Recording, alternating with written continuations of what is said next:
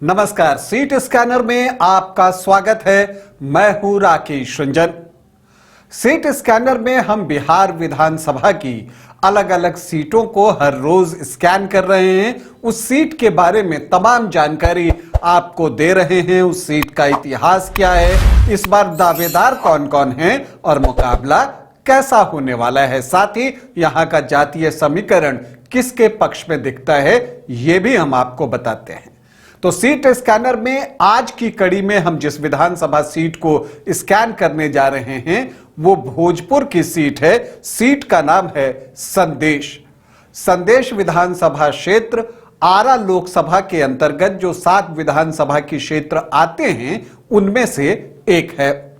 संदेश में जो पहला चुनाव हुआ था वो 1957 में हुआ था और झमन प्रसाद कांग्रेस के टिकट पर यहां के पहले विधायक बने थे। इनफैक्ट उन्होंने लगातार 2 चुनाव जीते। 1957 के बाद 1962 में भी कामयाबी उन्हीं को मिली, लेकिन फिर अगली जीत के लिए कांग्रेस को इंतजार करना पड़ा, क्योंकि वो जाकर 1978 में उनके पास जो है वो आई।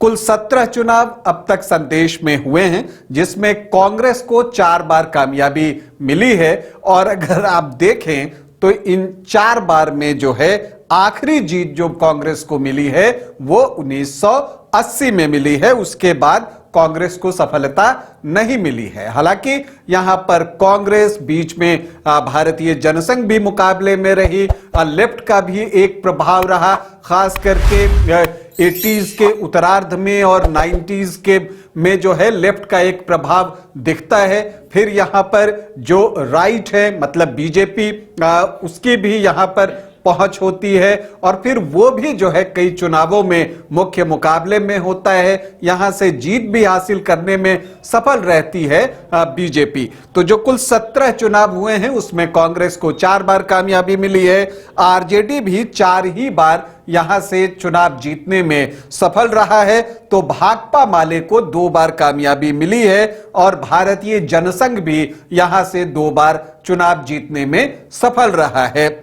बीजेपी, प्रजा सोशलिस्ट पार्टी, जनता पार्टी, जनता दल, लोक दल जो है एक बार इस सीट पर सफल हुई हैं।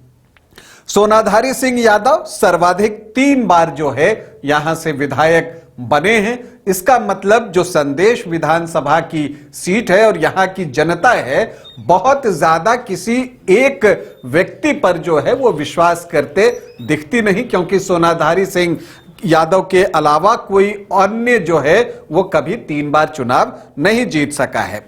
अगर आप यहां के आखिरी 3 चुनाव की बात करें तो जो संदेश विधानसभा का जो क्षेत्र है यहां पर इस मामले में यह सीट खास है कि यहां भाई और भाई के बीच में भी मुकाबला हुआ है। भाई और जो बहू होती हैं, छोटे भाई की पत्नी, उनके बीच भी यहां मुकाबला देखने को मिला है। भाई भाई की लड़ाई में फायदा किसी तीसरे को हो गया था।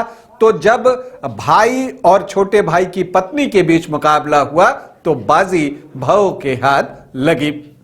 2010 में भाई विजेंद्र कुमार यादव अपने छोटे भाई अरुण कुमार के खिलाफ चुनावी मैदान में थे और बाजी मारकर ले गए बीजेपी के संजय सिंह टाइगर। ये पहली बार था जब संदेश में कमल खिला था और वो भी संजय सिंह टाइगर ने 6,822 वोटों की जीत हासिल की थी।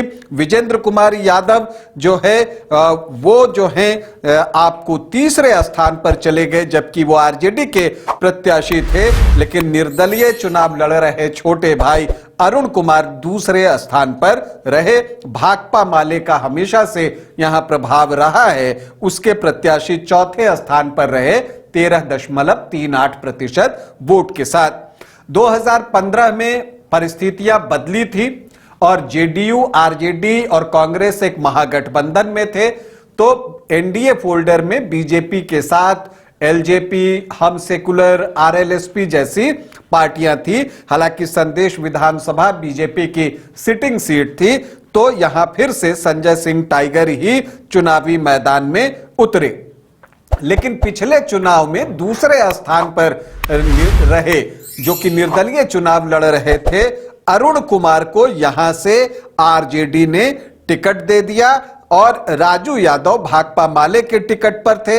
एक ट्रायंगुलर फाइट होती है जिसमें जीत अरुण कुमार को मिलती है और वो बड़ी जीत थी क्योंकि महागठबंधन में जेडीयू भी शामिल था। 25,427 वोटों की जीत जो है वो अरुण कुमार को मिलती है। संजय सिंह टाइगर को हार का सामना करना पड़ता है। भाकपा माले के प्रत्याशी को 10.64% वोट आते हैं।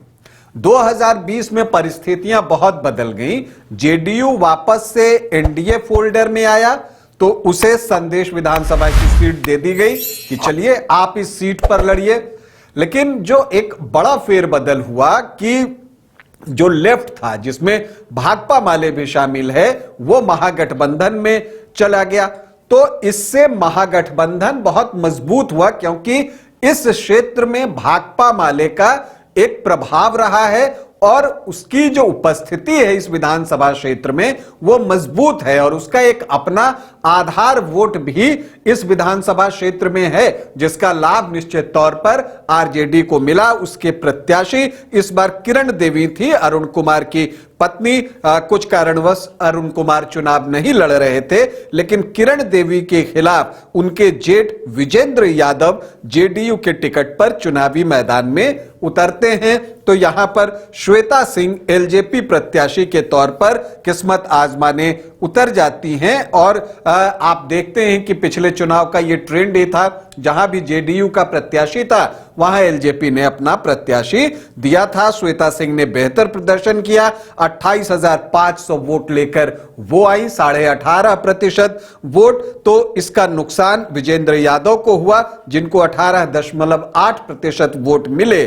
तो इस वजह से आरजेडी की जो जीत है वो बड़ी हुई, विशाल हुई। 50,607 वोटों से किरण देवी यहां पर चुनाव जीतने में सफल।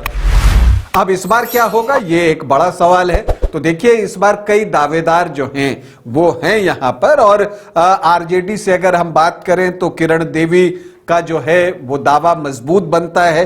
वो तो हैं ही दावेदार, मतलब अरुण कुमार के परिवार से तो जो है एक व्यक्ति चुनाव लड़ेगा ही, ये मानकर चलिए। विजेंद्र यादव जो अरुण कुमार के बड़े भाई हैं वो भी आरजेडी में शामिल हो गए हैं, उन्हें किसी और सीट पर एडजस्ट किया जा सकता है। लेकिन इन सब के बीच मुकेश यादव जो हैं आरजेडी के नेता, वो भी संदेश सीट पर दावा ठोक रहे हैं और कह रहे हैं कि वो चुनाव लड़ेंगे। तो ये एक दिलचस्प स्थिति बन रही है। अगर मुकेश यादव को टिकट नहीं मिलता है तो क्या होगा ये देखना है, क्योंकि भोजपुर में ही तेज प्रताप ने शाहपुर से मदन यादव को अपनी पार्टी से जो है वो टिकट दे दिया है। टीम तेज प्रताप उन्होंने बना रखी है, जनशक्ति जनता दल के नाम से चुनाव लड़ना चाहते हैं। तो वहां पर उन्होंने जो है मदन यादव को शाहपुर में टिकट दिया है। तो संदेश में क्या होगा, यहां पर जनसुराज किसे प्रत्याशी बनाएगा, तो बहुत से सवाल हैं यहां पर। जहां तक बीजेपी की बात है, राम दिनेश यादव वो यहां पर प्रयास करते दिख रहे हैं। कर्नल भोला शंकर सिंह हैं और इसके अलावा सोनाधारी सिंह यादव के बेटे कौशल यादव भी जो है यहां पर प्रयास कर रहे हैं।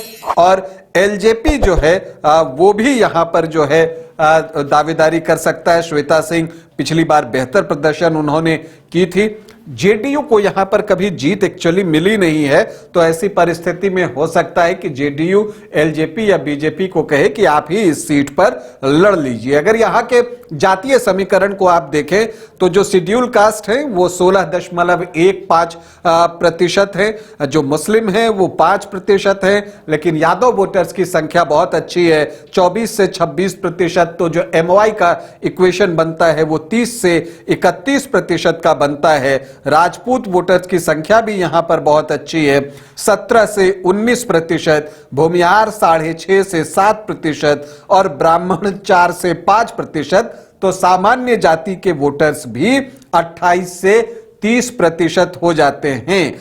कोयरी कुर्मी यहां पर 6.5 से 7%, वैश्य 7 से 8% यहां पर दिखते हैं। तो ऐसी परिस्थिति में अगर आप देखें तो एनडीए ब्लॉक के वोट आपको 40% से ज्यादा, 44-45% के आसपास दिखेंगे। लेकिन जैसा मैंने आपको कहा कि यहां एक भाकपा माले का आधार वोट रहा है और वो 10 से 15% के बीच जो है वो है, और वो वोट चूंकि कैडर वोट होता है तो पूरी तरह से वो जिस गठबंधन में रहेगा भाकपा माले उसी की तरफ शिफ्ट होगा, और उसमें कोई कास्ट बैरियर नहीं है। जो भी जाति से भाकपा माले का कैडर होगा वो अपनी पार्टी की बातों को मानता है। कैडर बेस्ड पार्टी की यह खासियत होती है। तो यही वजह है कि आरजेडी को एक मजबूती यहां पर जो है वो प्रदान होती है।